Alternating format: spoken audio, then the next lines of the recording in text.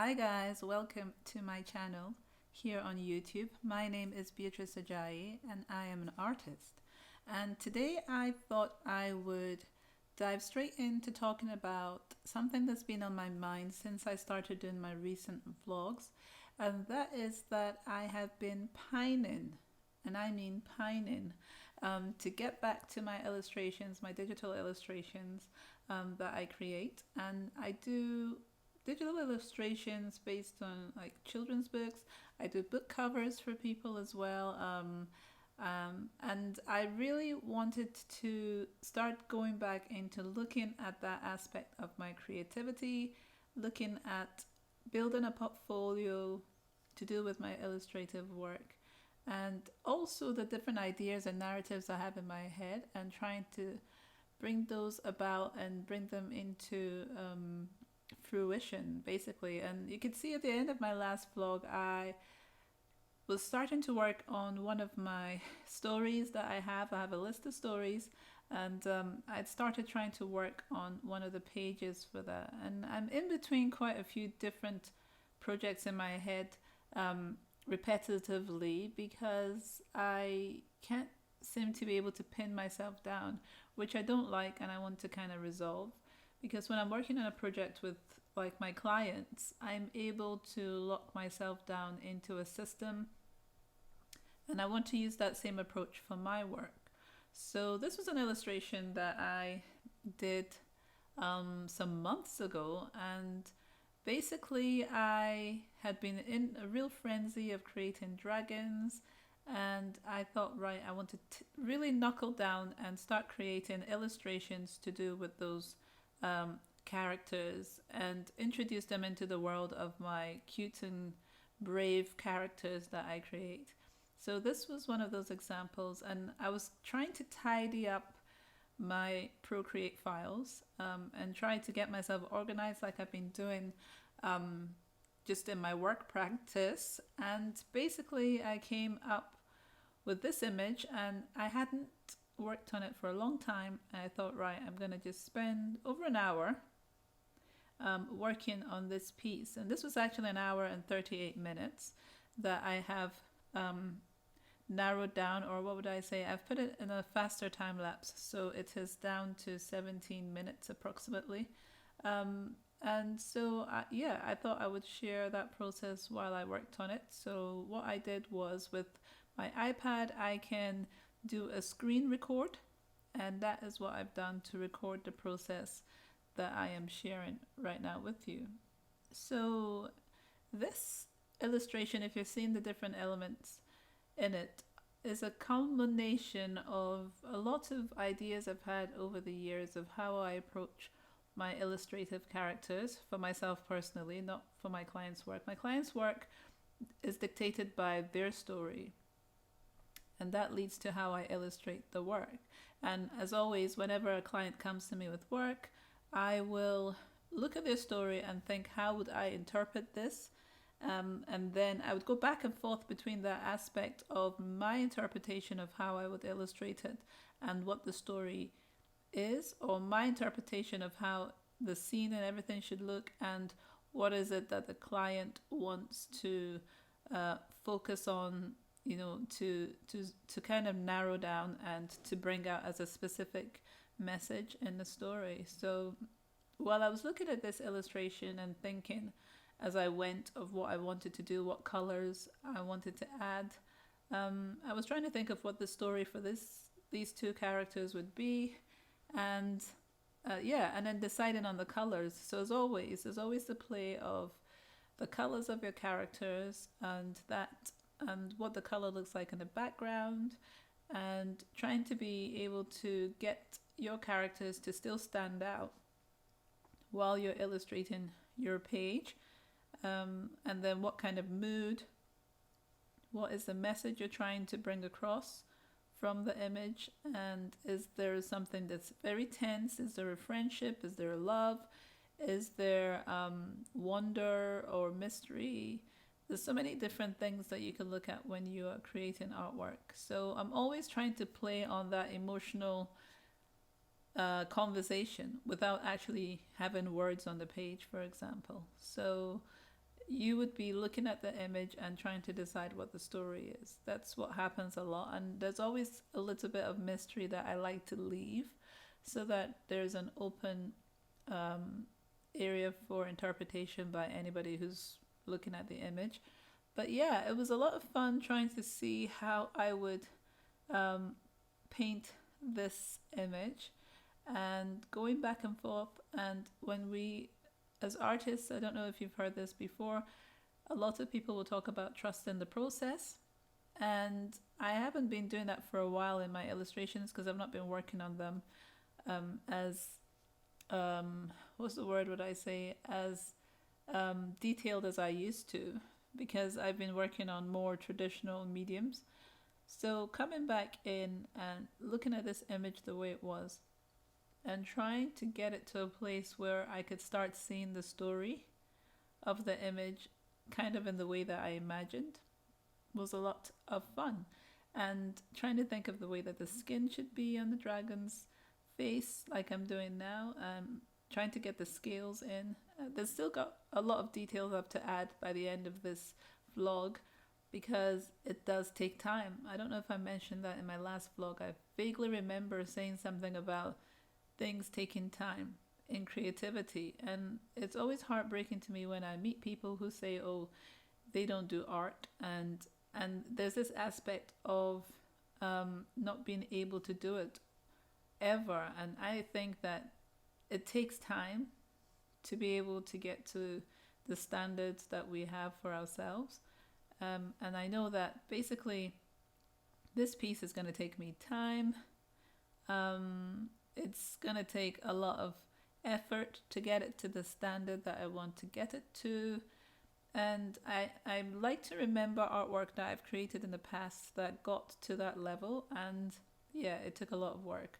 So yeah, this has been fun, spending that time really digging in, reminding myself of this format and this gateway of creativity that I can access and I've not done for a while. So I want to be able to share more of this with you in the next coming weeks on my progress with this piece. So, I mean, like I said, this is 17 minutes that I will have for this vlog working on this piece, which is actually 1 hour 38. That's been condensed into that time. It's been time lapsed. It's been the speed has been increased, and yeah, I want to see where it goes. So there will be a part 2 of this, basically to share what happens after the where we reach with this one.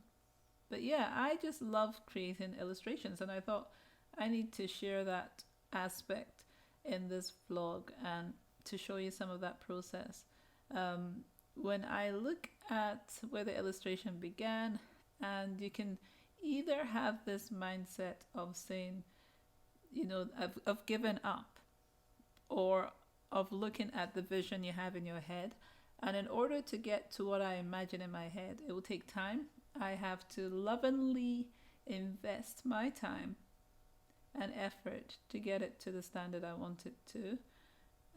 And some of this is like part of the conversation when as artists we talk about how much to price our work. When we try to get people to understand how much effort we put into our work, and it's not very easy to do that.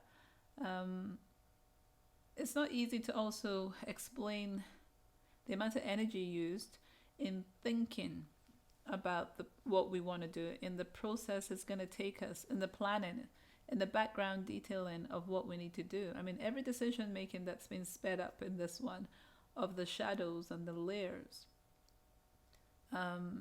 It's not easy to quantify that in how we price our work, but I think what we need to do is to just trust that whoever loves our work will be willing to share in that sacrifice of and understand that we have given everything to create what we've created, that what we have shared is a part of ourselves that we wouldn't otherwise be able to share if we didn't have a passion for what we're doing.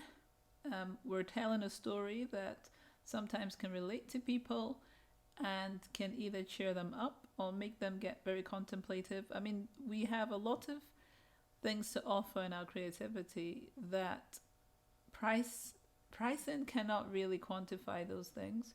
Um, so it's about artists actually having confidence in their work and knowing their worth and knowing that they're providing all these different elements in what they create, and not getting upset if someone doesn't find their work to their liking or doesn't think that like digital work is hard work. There's a whole conversation that happens when it comes to digital art as well. um, some people would say that it doesn't really require very much effort, it's not that big a deal or anything like that, but to me it's a tool. It's a tool like other mediums that you would use, like other traditional tools, or if you even if you're doing screen printing, it's a different methodology. So in order to use this digital tool, you have to learn what the symbols are on the top of the page, or learn about layering and all these different things, which actually are part of a traditional process as well. You will have your your substrate, you will have the layers and the kind of the procedure that you would use to get your different layers of paint on. Like starting from the back, you'd work on the background and work your way forward. That's just what layers are. Your tools that you would use, your different brushes, these are all replicated from reality. They're replicated from what we already use. So the digital aspect of using tools is not something that to me is considered a cheating mechanism, because at the end of the day, for example, if we use acrylic paint, which I love to use a lot in my traditional work, I would say if we're going to go into that mode of thinking of things as cheating, then acrylic paint that allows for your paint to dry quicker than oil paint could be considered a form of cheating. I mean, anything basically that people are thinking makes things easier would be some kind of way of cheating. Adding mediums that help the paint to flow easier or to dry quicker. So none of this to me makes sense. I think that the process is not what the conversation is about, but it's the end result. So the end result is that you are sharing a story, you're sharing a narrative, you are inspiring people, you are engaging with people, you are allowing and helping people to dream and to aspire to something. And that, for me, is the focus of creativity. And there's a whole discussion recently about the new mechanisms of creating art, and all of that will come out as and fall where they will. But at the end of the day, for me, the way I approach art is this. If I have a pencil and a piece of paper, I am going to create something. So I don't limit the tools I use. So what I wanted to share is that one of the tools I use is digital platforms. And I love to illustrate my children's books with them and working with clients to create their children's books. And I want to do more. I want to also create books that are like art books that maybe explain some of the kind of procedures that I use in planning and things. And also just sharing how I think of my stories and illustrate them. So I really need to dig in to this area. And in order to get myself in that mood, in order to get myself geared up for those things that I want to push into, I want to do more of my illustrated digital stuff.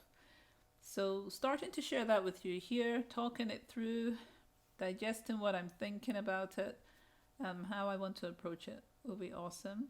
I also recently got the latest Writers and Artists yearbook because I want to be able to start getting my mindset into sending work to publishers and and really trying to work out how I can be strategic and plan my days around my illustrated work. So yeah, I'm building this up. The different illustrations I have that are still partially just finished, or other illustrations that I've not added color to, I want to work on those.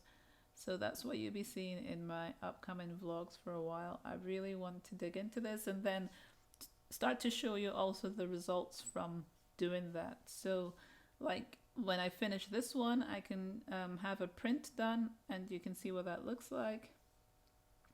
And so going from starting an illustration to painting the illustration and then having something at the end of it, I think is a fun way to give myself a structure. So once I finish this, I'll try and get prints done, and it'll be fun to see what the final product looks like. And then really also the idea of taking just sentences and creating a story, creating a page as well, kind of depicting the characters from that little kind of paragraph or sentences. And yeah, I just think it'd be a lot of fun. So this one here, one thing that I always love to do is to add children and a character of some sort that they are playing with. So the creatures are never there to harm the kids or anything like that. They are usually creatures that the everyday person would probably run screaming from, but for some reason there is a relationship with my characters that allows them to be friends with these creatures, and there's a braveness, a courage, there is an innocence, an openness, a boldness, and I just love it. I love that because I think I imagined myself like that as a kid, of being brave to a certain extent. I mean, I wasn't into extreme sports, but I just always considered that when it comes to nature, I was always quite brave dealing about nature. I love to learn about it. I love to bird watch and nature watch. So that has been one of my driving interests in what I create. And I want to share that here on the channel. So yeah, you've been seeing me work on this process as I'm going along. I would love to speak more about what it is I'm doing technically, but that would take a lot longer than the 17 minutes. But basically, I imagined the girl glowing, and I always imagined the purple on this page, and so that's what I'm doing here towards the end of this time on the vlog today. And yeah, just adding some flourish to it that I don't usually always do, but I wanted this to be a really wondrous encounter that's going on, and so I'm finishing it as such with all this embellishment. But I will see you in the next Friday vlog, and thank you for joining, and I'll speak to you later.